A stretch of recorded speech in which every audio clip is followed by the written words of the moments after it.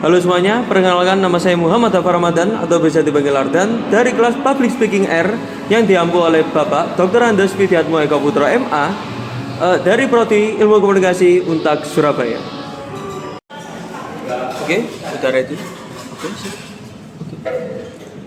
Jadi teman-teman, di video ini adalah tugas public speaking saya. Public speaking, ya bukan public speaking apa ya. Jadi mata kuliah public speaking kelas R.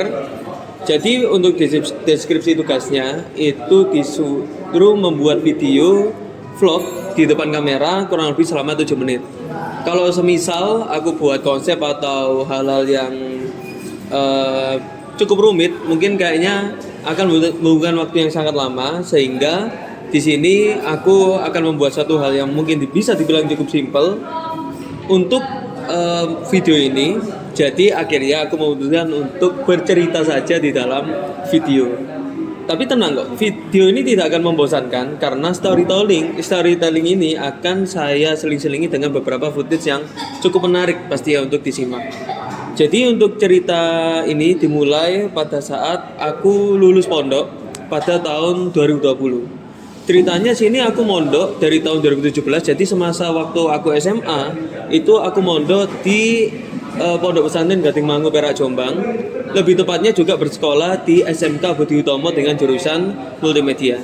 Itu di tahun 2017 sampai tahun 2020. Nah, sehingga setelah itu lulus, nah, kurang lebih ada cerita menarik ini. Itu ketika saya lulus itu harus selain lulus sekolah, kita selain lulus sekolah harus lulus sertifikasi Ustadz kayak gitu ya, kurang lebih namanya sertifikasi Ustadz. Nah, akhirnya kurang lebih saya bisa lulus agak lebih molor 5 bulan dari teman-teman saya yang lain.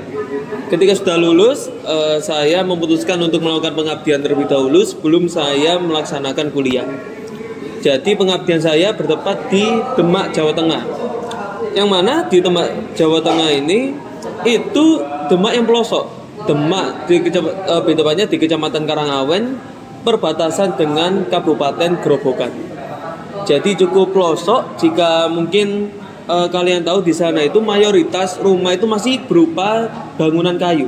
Jarang yang kita temui bahwa ada bangunan tembok pada tahun 2020 ketika baru terjadinya pandemi. Jadi juga di sana itu selain rumah-rumahnya juga masih tertinggal, juga dari segi penghasilan masyarakatnya juga akhirnya menurun karena terkena dampak pandemi. Mereka juga susah untuk istilahnya untuk melaksanakan kegiatan mereka sehari-hari. Cuman uniknya orang-orang di sana itu tidak percaya dengan yang namanya COVID-19. Kenapa seperti itu? Karena mereka tidak percaya bahwa COVID ini bisa berjalan begitu cepat, menyebar begitu cepat.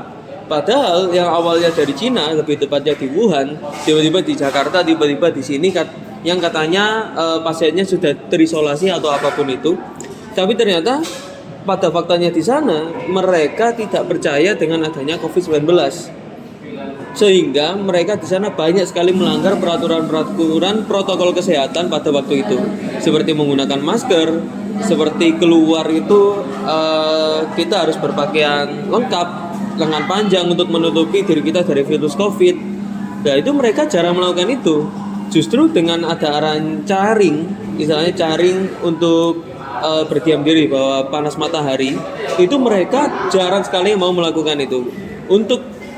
Untuk suntik vaksin dari 1 sampai 3 itu mereka jarang mau untuk melakukan suntik vaksin. Tapi aku di sana tetap suntik vaksin sampai 3 kali, karena ya juga aku sadar bahwa aku hidup tidak hanya di sana saja, pasti aku akan pergi ke tempat lain untuk mendapatkan kerjaan atau untuk bisa mengakses wilayah tersebut. Dan akhirnya juga banyak pro kontra yang aku dapatkan di sana.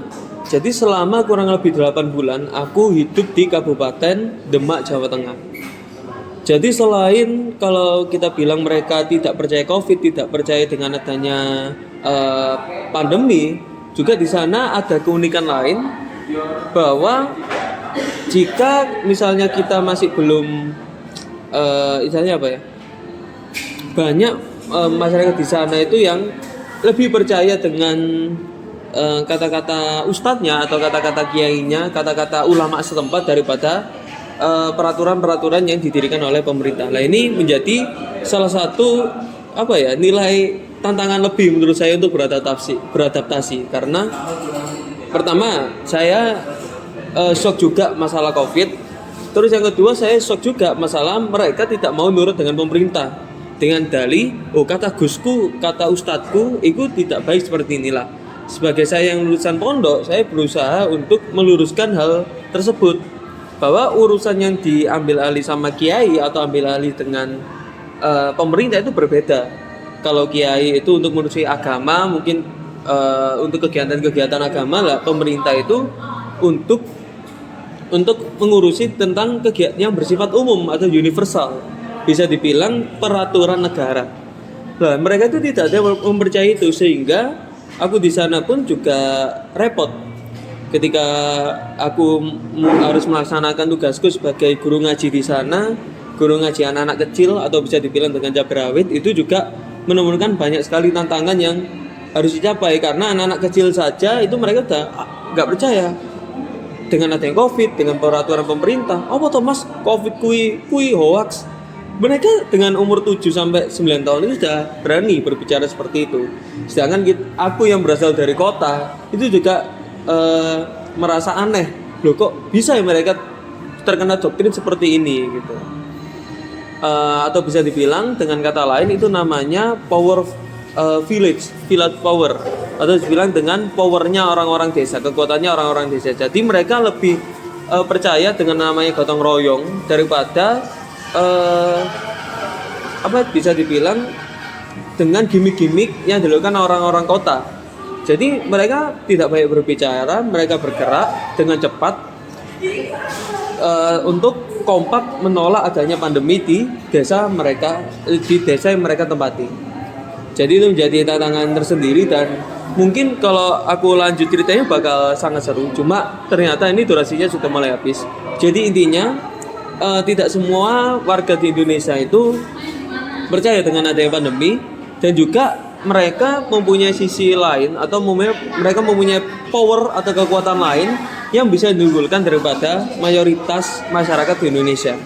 Dengan adanya mereka baik mau bekerja sama, mau kompak untuk menolak pandemi, ini contoh ya, ini contoh cerita saja, tidak untuk ditiru untuk teman-teman yang melihat ini. Jadi menurutku ini adalah suatu hal yang unik untuk kita jelajahi tentang masyarakat di Indonesia. Saya Muhammad Dhafar Ramadan, sekian, wassalamualaikum warahmatullahi wabarakatuh.